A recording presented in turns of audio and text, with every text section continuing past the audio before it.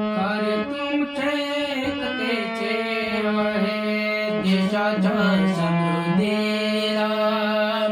कार्य तुमचे एकतेचे आहे देशाच्या समृद्धीला.